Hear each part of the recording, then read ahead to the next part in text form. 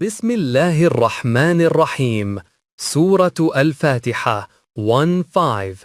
اهدنا الصراط المستقيم. Lesson from the Quran by the thinker of the Quran, Allama Ghulam Ahmad Parwez, rahimahullah. The continuity from verse 4.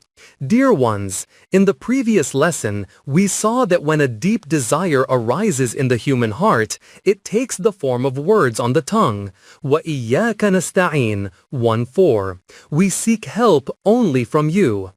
This expresses the wish that our self may develop into a balanced personality, journeying through the stages of life, reaching its ultimate destination. Whether in this world or the next, the concept of journeying toward a goal is common and inseparable. Without traversing the path, one cannot reach the destination. Thus, after expressing the desire in وَإِيَّاكَ نَسْتَعِينُ, the next natural step is اهدنا الصراط المستقيم 1-5. Guide us to the straight path.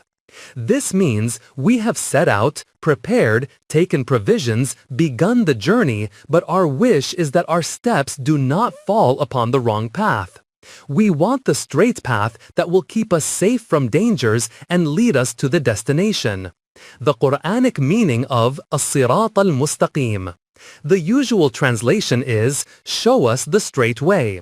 Notice, the word ihdina means show us. Again, the concept of prayer appears, which we have already explained in earlier lessons. Importantly, ihdina is in the plural form, not show me, but show us. This indicates that life's journey is not individual but collective. Humanity moves forward caravan by caravan as a community. Only then can the destination be reached. The special quality of hidayah. The word hidayah, guidance, is spread throughout the Quran. We repeat it countless times daily. Its basic meaning is guidance, showing the way. But the Quran's choice of this word carries a special quality. It is not merely showing the way. Rather, it is guidance of such clarity that the path and destination stand out vividly before us. Among Arabs, hadiyah referred to a book that could be seen clearly from afar. Thus, guidance in the Quranic sense is not hidden, obscure, doubtful, speculative, or uncertain. It must be clear, manifest, luminous, and prominent. The distinctiveness of Quranic guidance. Guidance is certain and definite, not conjectural. It is clear and visible, like a rock rising distinctly in the distance. When the rock is visible, there can be no disagreement about its location. Everyone will point to the same place. Similarly, God's guidance is so clear that there is no room for doubt, speculation, or contradiction. Thus, the guidance from God is bright and evident, no difficulty in finding it. Unifying, those who follow it cannot differ or fall into contradiction. There is no difference in deen, while religion is founded on differences. Dear brothers, in deen there is no difference. It is in religion that man searches for his own path. The very meaning of madhab, religion, is path. Each individual searches for it. Every person has his own religion, groups have different religions, nations have different religions. But in deen there can be no difference. In deen, God's guidance appears clearly before us like a rock rising in plain sight. The guidance that comes from God, Allah has Himself taken responsibility for. Dear ones, this is the important truth before us. God created everything, determined a path for it, set a destination, and declared that it is His responsibility to show His creation the way by which it reaches the destination appointed for it. Thus, in Surah Al-A'la it is said, Rabbika 87:1. Your Lord. Note here the word Rabb, the one who nurtures and develops. Who is He? الذي خلق فسوى والذي قدر فهدى 87:2-3. He who created and proportioned, and He who determined and guided. خلق, He initiated creation, separating what was superfluous. فسوى, He brought balance and harmony. قدر, he set measures and laws determined the goal to be reached. فهدى, he then provided guidance to reach that goal. These four words, خلق, فسوى, قدر, فهدى, encompass the entire process from creation to reaching the final destination. After creation, determining the destination and guidance is God's responsibility. Elsewhere the Quran says, رَبُّنَا الَّذِي أَعْطَى كُلَّ شَيْءٍ خَلْقَهُ ثُمَّ هَدَى 2050. Our Lord is He who gave everything its creation, then guided it. This contains 2 points. 1. He created everything. 2. After creation, He guided it toward the destination intended for it. This guidance, how each thing must live, is embedded within the external universe itself. It is called the nature or instinct of things. Examples of instinct and nature. Water's nature is to flow downward in liquid form, to freeze at a certain temperature, or to evaporate into steam when heated to a certain degree. This is its characteristic, unchangeable. Goat's instinct is to eat grass, never to look at meat. Lion's instinct is to drink blood and eat flesh. If you place both chicken and duck eggs under a hen, when they hatch, the ducklings will rush toward water while the chicks will run away from it. This guidance is present from birth. No one taught them inside the shell, nor after they emerged. As soon as they breathed in this world, their steps followed the inner characteristic with which they were created. Thus, every duckling has the instinct to move toward water, every chick toward dry land. They are compelled to live according to these laws. Guidance is not acquired externally. It is embedded within their very nature. Instinctive guidance as wahi. Dear ones, the Quran has also referred to the guidance that creatures receive instinctively, jabli torpar, as wahi, revelation. In the external universe, the word wahi appears in several places in the Quran. For example, وَأَوْحَى رَبُّكَ إِلَى النَّحْلِ 1668, revelation to the bee. وَأَوْحَى فِي كُلِّ سَمَاءٍ أَمْرَهَا 4112, revelation to each heaven. بِأَنَّ رَبَّكَ أَوْحَى لَهَا 99:5, revelation to the earth. In the same way, regarding instinct, jibillat, what we call the nature, fitra, of things, it is said that God placed this guidance within them through wahi. They do not need any external school or teacher to acquire this guidance. They do not need to seek it from anyone. It is within them, present from the first day until the last. They are compelled to follow it. Guidance for human beings in Surah Al-Baqarah. Human beings too are part of God's creation. They must also pass through stages of development and reach their destined goal. For this journey, they too need correct guidance. And the responsibility for this guidance is also taken by the same God who gave guidance to all other things in the universe. Thus he says, Inna alayna lal-huda 92:12. Indeed, upon us is guidance. Elsewhere, through the words of Abraham, peace be upon him, الذي خلقني فهو يهديني 26:78. He who created me and he guides me. In the story of Adam, which the Quran presents in allegorical form and explains further in Surah Al-Baqarah, it is said, when Adam lost paradise and despaired, wondering whether there was any possibility of renewal, Allah said, فَإِمَّا يَأْتِيَنَّكُم مِّنِّي هُدًى فَمَن تَبِعَ هُدَايَ فَلَا خَوْفٌ عَلَيْهِمْ وَلَا هُمْ يَحْزَنُونَ 2:38. From me will come guidance to you. Whoever follows my guidance will have no fear, nor will they grieve. From these verses and many others, it is clear that God Himself has taken responsibility for human guidance. But the manner in which this guidance is given to humans is different. The method of guidance for humans. For the rest of creation, God placed guidance instinctively within them. But for humans, the method is different. God's guidance, called wahi, was given to a chosen servant called a prophet or messenger. He then conveyed this guidance to other human beings. Humans were given the choice.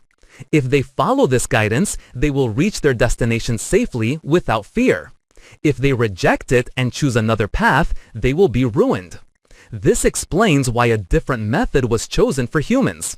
It is a very important point and clears up a major misunderstanding: the difference between humans and other creatures. We have seen that in the rest of creation, the wahi placed within them compels them to live according to it. They have no choice to abandon it or take another path. A goat may starve, but it will never look at meat. A lion, even with bunches of grapes hanging before him, will not touch them. He will suffer hunger, but will eat nothing except flesh. For them, there are not two possibilities. There are no two paths. There is only one path. And when there is only one path, the question of choosing between alternatives does not arise. In this universe, the gift of choice and will is given only to humans. Among all created things, choice and will have been given only to human beings. And it is obvious that when choice and will are granted, then there must be two possibilities before them. Man must stand at a crossroad where two paths diverge. The meaning of choice and will is that he may select whichever path he desires. Therefore, man has not been created compelled to follow only one path. The misconception about human nature. From this arises a very important point: human nature. We often hear the term human nature. This concept is found not only among us, but also throughout the world's philosophers. The Greek philosophers are considered the forefathers of philosophy. Socrates, c. 469 to 399 BC, Aristotle, c. 384 to 322 BC, Plato, c. 428 to 347 BC, all of them. From the Greek philosophers until today, all have affirmed the existence of human nature. They accepted it, but none ever defined precisely what human nature is. Because nature means a characteristic that cannot be changed, that is, immutable, and which exists identically in every member of a species. Every goat has the same instinct. Every lion has the same instinct. Their instincts do not differ. Therefore, their nature is one.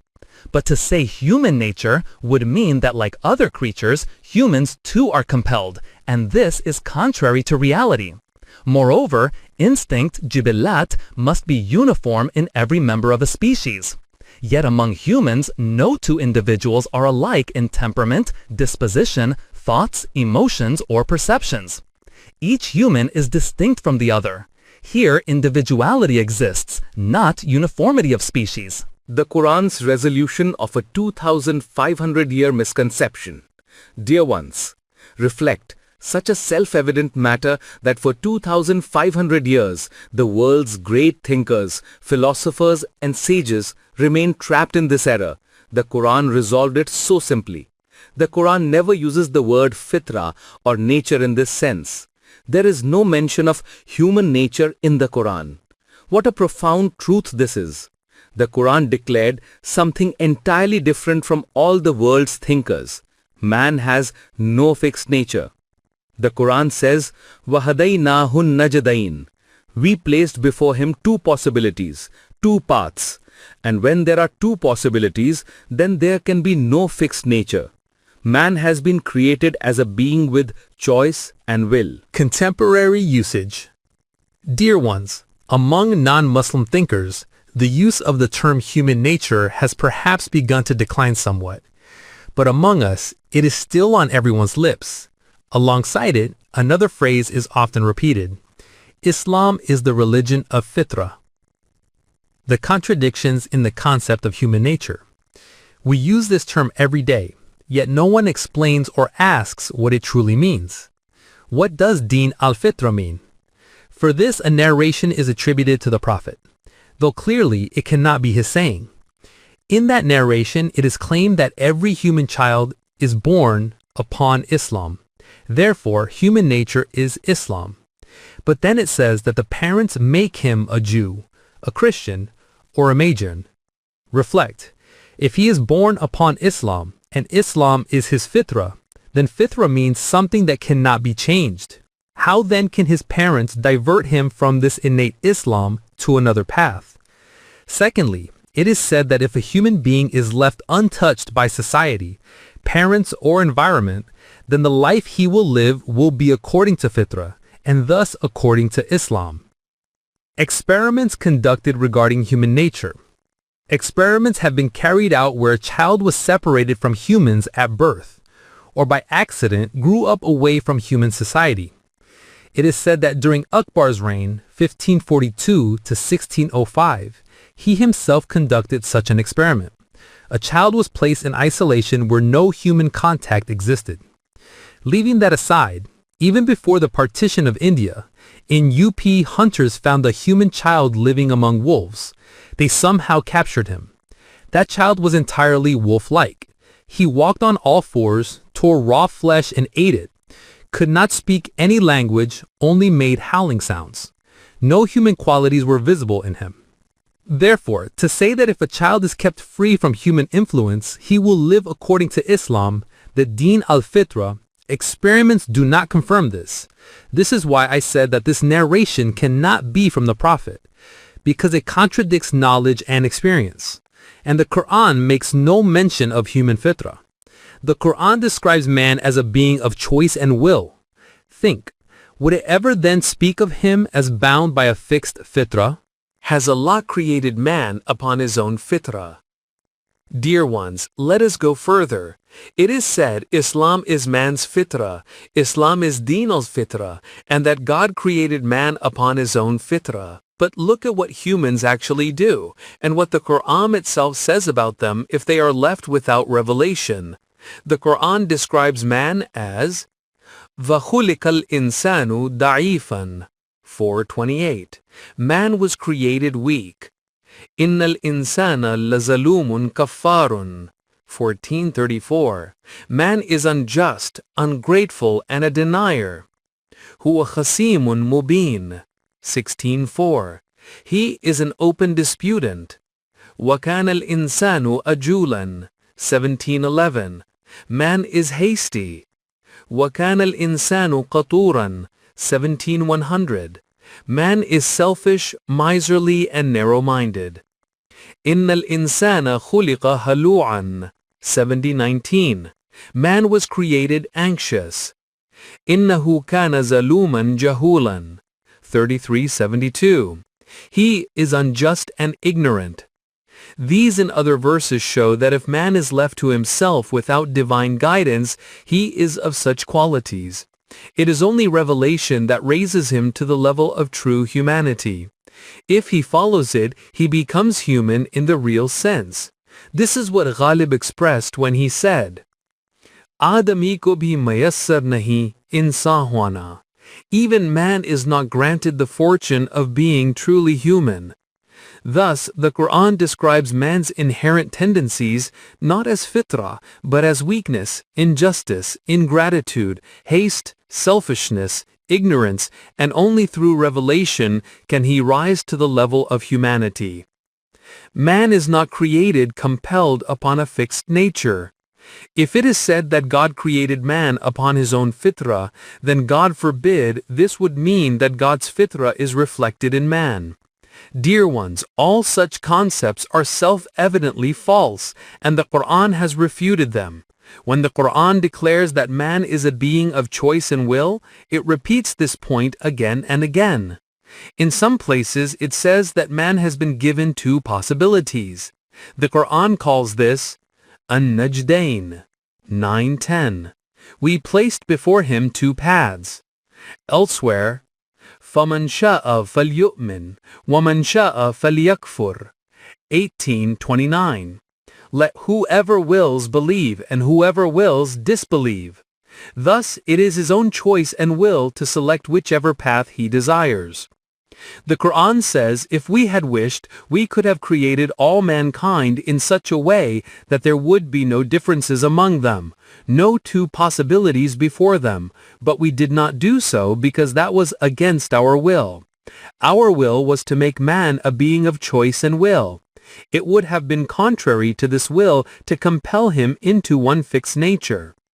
In Surah Hud, وَلَوْ شَاءَ رَبُّكَ لَجَعَلَ النَّاسَ أُمَّةً وَاحِدَةً 11:118.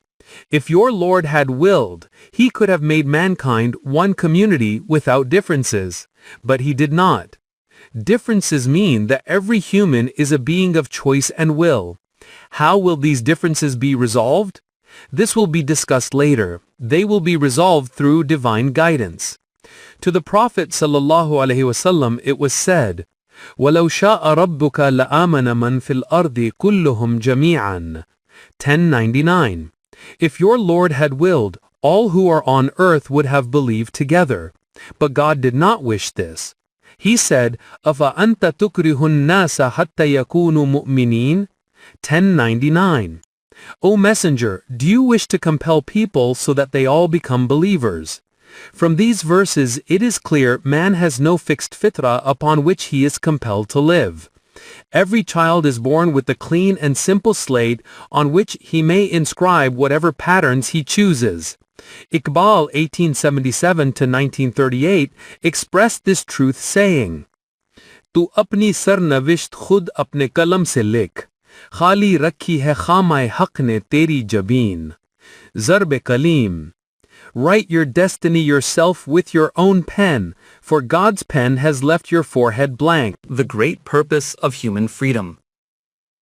The purpose of divine revelation is precisely this, that man, upon this blank slate of his self, may inscribe the right lines and patterns through his own choice and will, guided by revelation. From these clarifications, it is evident guidance toward the right path was not placed inside man. It was given externally, through the prophets, who first received revelation and then conveyed it to mankind. This was the method God chose to send guidance to humans. And, as I have said, this method was chosen so that man's freedom of choice and will would not be taken away. God only wished to show him the right path, not to compel him upon it. If compulsion had been intended, man would have been created like the rest of creation, forced to follow one path, with guidance embedded within him.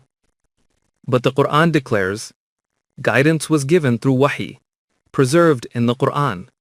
This wahi is complete, immutable, and everlasting. The Quran's emphasis. This principle appears repeatedly in the Quran. For example, إِنَّا أَنزَلْنَا عَلَيْكَ الْكِتَابَ لِلنَّاسِ بِالْحَقِّ فَمَنِ اهْتَدَى فَلِنَفْسِهِ وَمَنْ ضَلَّ فَإِنَّمَا يَضِلُّ عَلَيْهَا وَمَا أَنْتَ عَلَيْهِمْ بِوَكِيلٍ. We have revealed to you this book in truth, O Messenger, so that mankind may be guided by it. Tell them, whoever accepts guidance, it benefits his own self. Whoever goes astray, it only harms himself. O Messenger, your duty is only to convey this guidance to them. You are not their overseer. This is a profound truth. The duty of a messenger is to point to the right path, to give guidance, to explain which path leads where. The messenger's responsibility is not to compel people to walk upon that path. Again and again the Quran says, "You have not been sent as a watchman over them." The Quranic meaning of both words in As-Sirat al-Mustaqim. Dear ones, let us move forward. In Surah Al-Fatiha, guidance is sought from Allah for the straight path, that is, Ihdina as-Sirat al-Mustaqim. These words are usually translated as, show us the straight path. But straight path is only the translation of the word sirat. If that alone were intended, sirat would have been sufficient. Yet here, along with as-sirat, the word al-mustaqim is also used. The root of mustaqim is qaf waw mim, from which comes the word qiyam. Qiyam means to stand upright, and clearly one can only stand if balance is maintained. If balance is disturbed, neither a human nor any other thing can remain standing. Balance lost means falling. Thus, mustaqim means a path of balance. A path without such ups and downs that a person while walking loses balance, slips, and falls. The path must be straight and also balanced. I translate this word as a balanced path, such that while walking upon it, a person does not stumble, his balance is not disturbed, and he continues steadily forward. This is the Sirat al-Mustaqim. A path without twists and turns, smooth and even, without unevenness. This is the straight path whose appearance one longs for and which comes to the lips as a prayer. Positive concepts clarified by refuting false ones. From this arises a very important point. As I have often said, the Qur'an's miracle lies in its choice of words. Sirat means straight path, but within this straightness lies a profound truth. The Qur'an's style is such that when it presents a positive concept, it simultaneously refutes false and baseless concepts. Both aspects are embedded in as-Sirat al-Mustaqim. The straight path, this is the matter under discussion. Human thought. The concept of cyclical movement of life. Human thought developed a concept about life's movement, that it is cyclical. When Greek philosophers observed the celestial bodies, they found them round. From this arose in their minds the grandeur of circularity, and they established the theory that the universe and human life move in cycles. What does this mean? In other words, it means that life moves within a circle. In a circle, when something begins movement from a point, after completing the circle, it returns to the same point. It does not move forward. Like an ox tied to a millstone, it keeps circling the same path.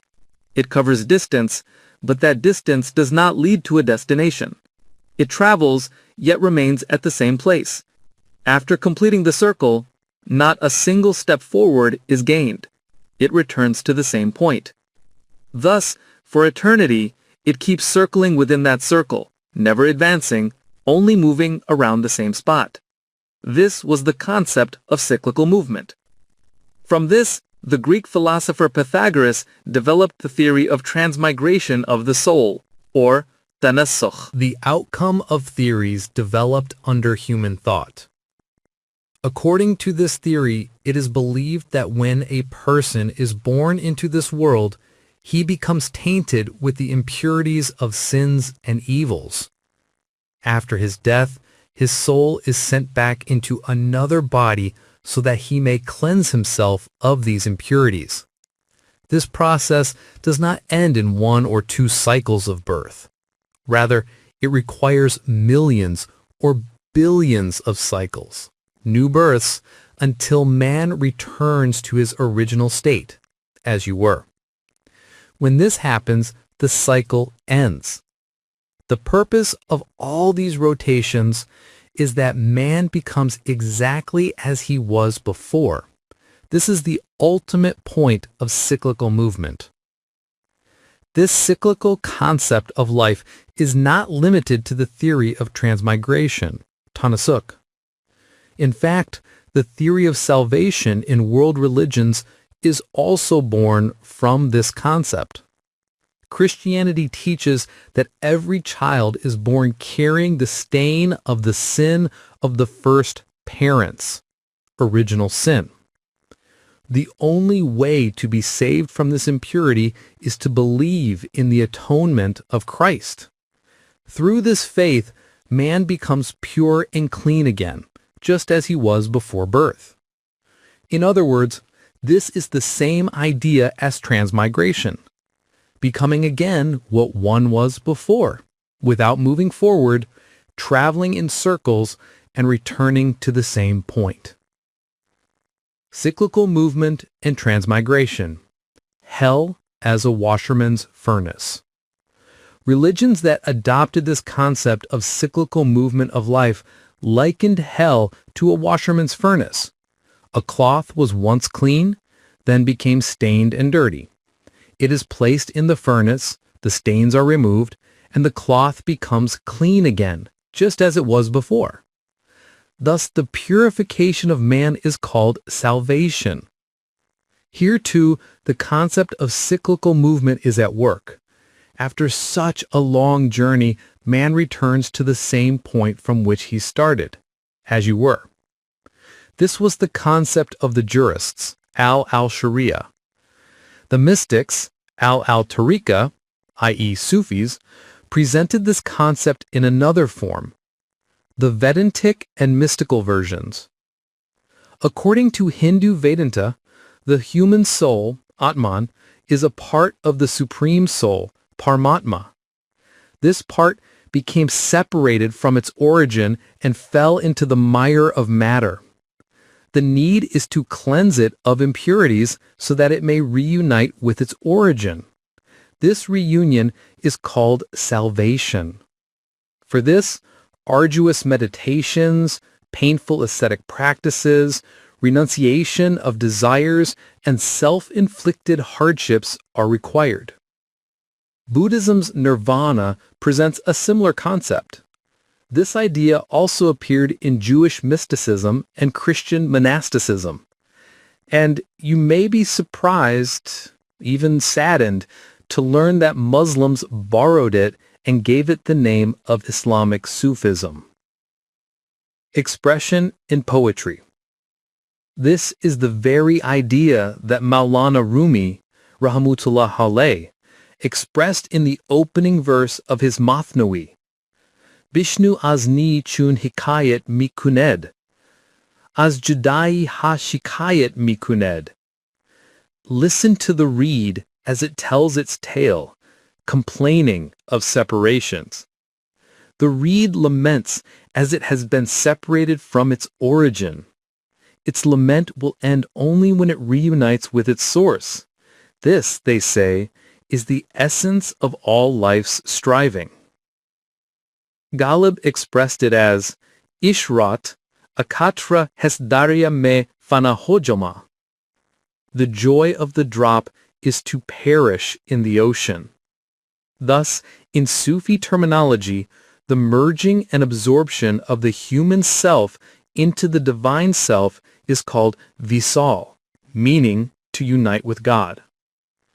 From these explanations, you have seen how the theory of cyclical movement of life, theory of cyclical movement, encompasses various beliefs and concepts and how it shapes not only ideas about human life, but also about the Creator himself.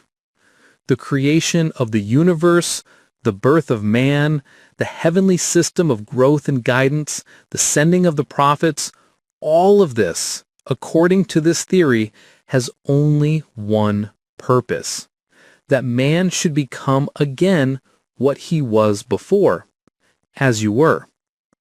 The Quran's teaching rejects all such concepts. Dear ones, such a futile and purposeless program can never be worthy of God. The Quran has abolished all these false notions by declaring that the movement of life is not cyclical, but sirati, meaning linear and progressive. Life's caravan moves upon a straight path, it does not keep circling within a loop.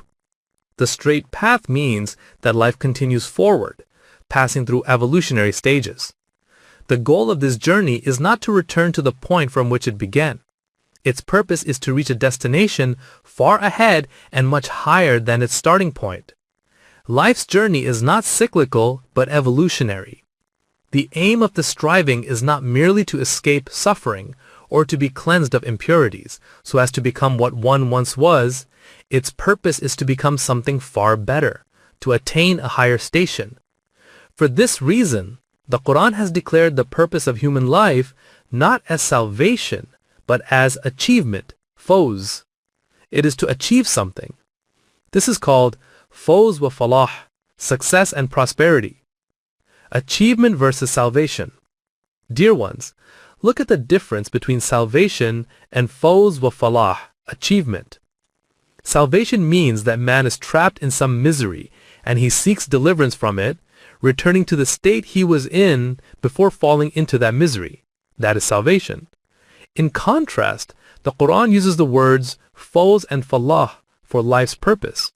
This means that the journey of life is about attaining something, moving further ahead, becoming something greater. The human self cannot be divided. According to the Quran's concept, the human self is not a fragment of God's self. The self is an indivisible unit.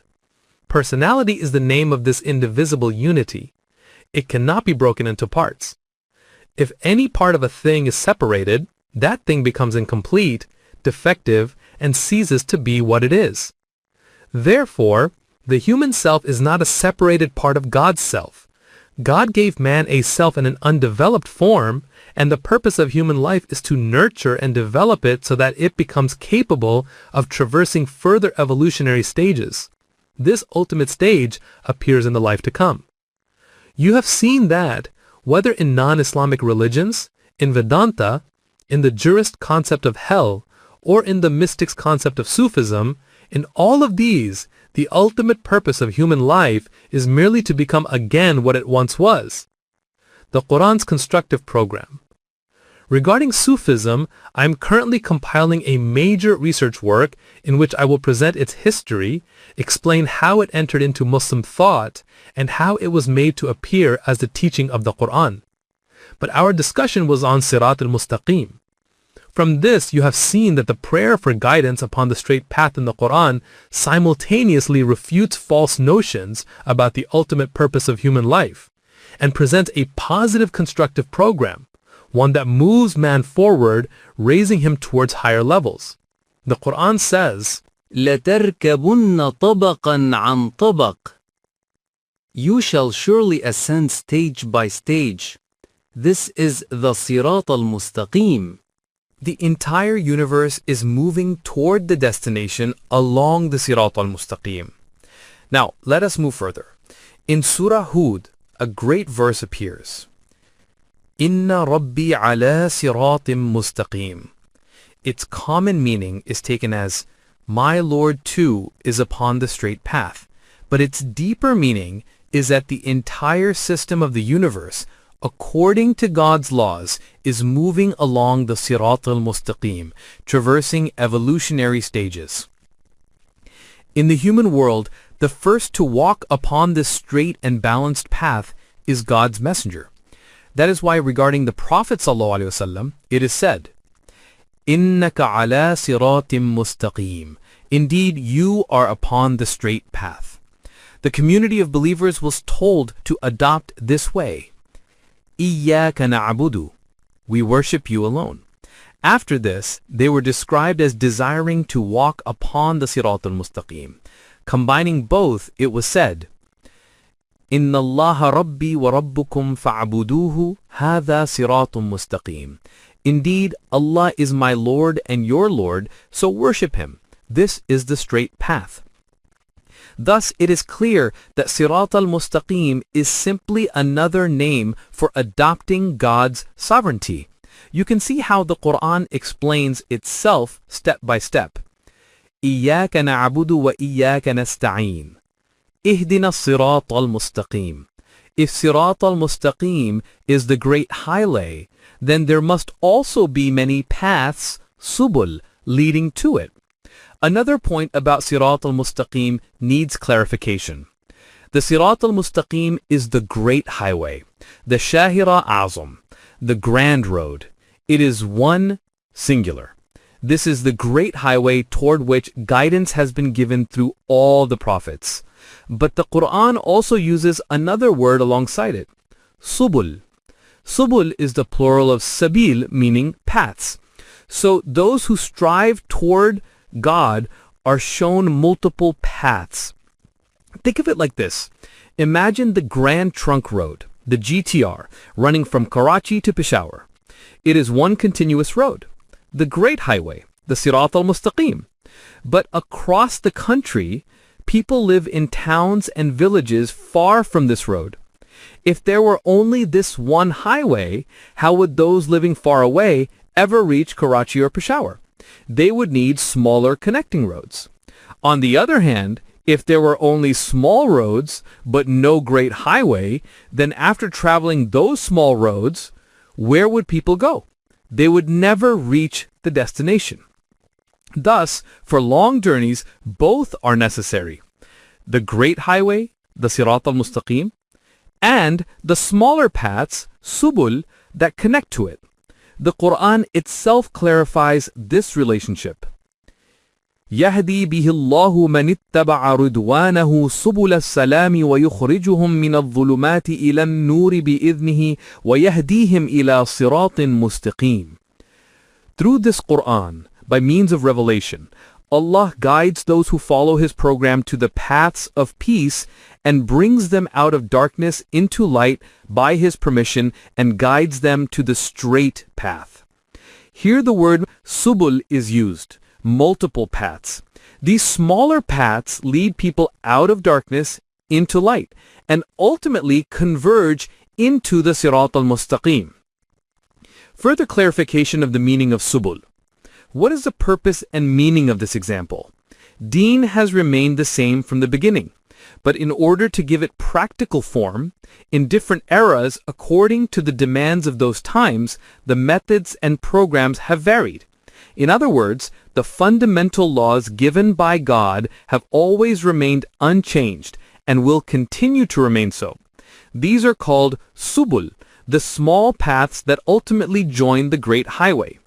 That is why in the verse I just recited, after subul as-salam, it is said, وَيَهْدِيهِمْ إِلَى صِرَاطٍ مُسْتَقِيمٍ. Thus God guides them to the straight path. This means that whatever methods are adopted for practicing the system of deen, their ultimate purpose must be to lead man to the true deen. The principle of Islamic system or divine governance. From here, the basic characteristic of the Islamic system or divine governance or the political system of Islam, whatever you call it, becomes clear.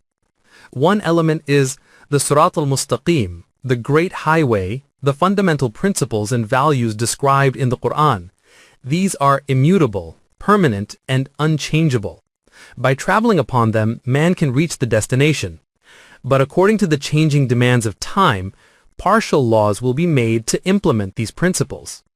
An Islamic government will legislate partial laws according to the needs of its era, but the condition is, 1. They must be subul as-salam, paths of peace and safety. 2. They must not contain corruption or misguidance. 3. They must follow the same principles as the Great Highway. The test of their correctness is that they ultimately merge into the Sirat al-Mustaqim. If the practice adopted is according to Deen, it will be part of Subul as-Salam, leading man to the highway of Deen. But if the paths are contrary to these principles, then no matter how long one travels upon them, one will never reach the Great Highway. Permanence and change. The Great Highway, Sirat al-Mustaqim, is permanent. The smaller paths, the subul, are the changing details of Deen, formulated by the Islamic State according to the demands of the time. These details are also necessary. Without them, one cannot reach or practice the fundamental principles. And the Great Highway itself is necessary. If there is no permanent road, one can never be certain that the path being followed leads to the destination. This, dear ones, is the relationship between Sirat al-Mustaqim and Subul, which Iqbal, 1877 to 1938, described as the combination of permanence and change, thabat wa taghayyur. From Subul as-Salam, the paths of peace, another point also comes to mind. This is Surah Al-Fatiha, whose lessons are being presented before you. Understanding the meaning of muttaqeen through the insight and expression of Umar radiallahu an. After this surah, the next chapter of the Quran is Surah Al-Baqarah. Its opening, as you know, begins Alif Lam Mim.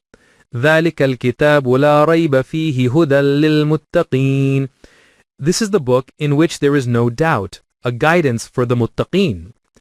The usual translation is guidance for the God-fearing. But this raises an objection. If they are already muttaqeen, then why do they need guidance?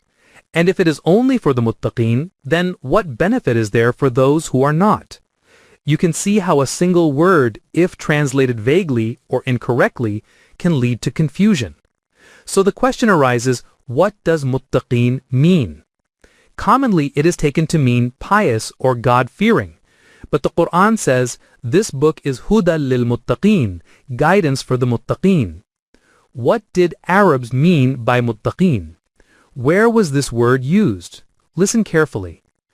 Umar radiallahu an was once asked, what is the proof that this book is guidance for the muttaqeen?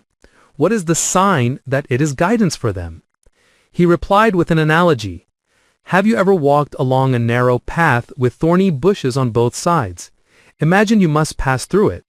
You know the Arab dress, long flowing garments, wide and loose. Umar radiallahu anh asked, if you had to walk along such a path, what would you do to protect yourself from the thorns? The man replied, we would gather our clothes tightly, sometimes from one side, sometimes from the other, carefully protecting ourselves from the thorns as we move forward. Umar radiallahu anh said, the one who walks like this, protecting himself from dangers along the path, is called muttaqeen. The real meaning of guidance for the muttaqeen. What a profound explanation. Those who do not care about dangers on the path, who deliberately walk into harm, do not need guidance. A man who goes to drown himself in a river, to commit suicide, what use is it to warn him, don't go, the water is deep, you will drown? He is going precisely to drown. But guidance is useful for the one who does not want to drown, who seeks a safe path across.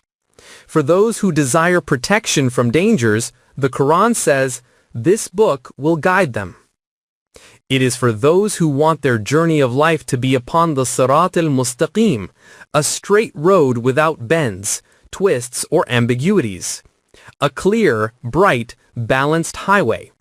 And for those smaller paths leading to it, even if thorny bushes line them, they wish to pass safely, avoiding harm until they reach the great highway. This is the practical meaning of the prayer, Ihdina as-sirat al-mustaqim. Guide us to the straight path. Transition to the next verse. Dear ones, up to this point, the discussion has been theoretical. It has not yet been made tangible. In Ihdina as-sirat al-mustaqim 1.5, much has been clarified, but only conceptually. The next verse will make it concrete. Sirat alladhina an'amta alayhim. The path of those upon whom you have bestowed your blessings. But today's lesson time has ended. We will take this up in the next session. رَبَّنَا تَقَبَّلْ مِنَّا إِنَّكَ أَنْتَ السَّمِيعُ الْعَلِيمُ. Our Lord, accept from us. Indeed, you are the all-hearing, the all-knowing.